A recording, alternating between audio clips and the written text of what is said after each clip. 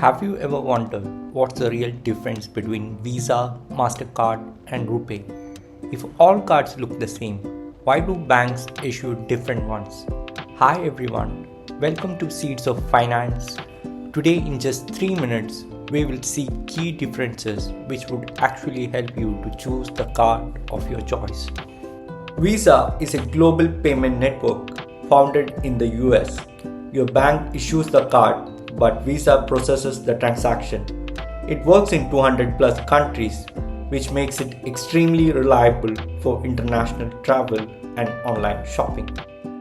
MasterCard is also a global network similar to Visa. It offers strong security, international acceptance, and plenty of offers depending on the bank.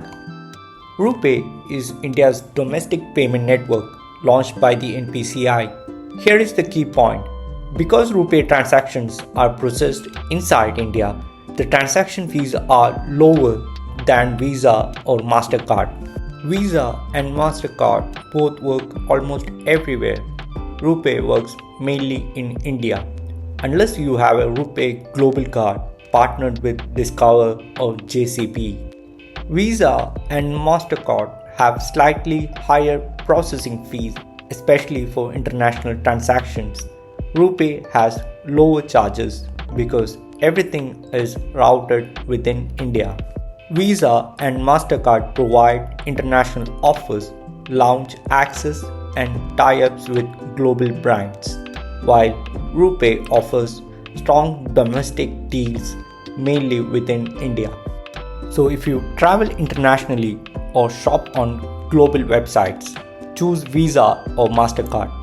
If your usage is mostly in India, RuPay is perfect. Lower fees and seamless local payments. For credit cards, benefits matter more than network. Pick the card that offers better cashback, rewards, and lounge access. So the next time you choose a card, don't get confused by the logo. Just pick what matches your needs.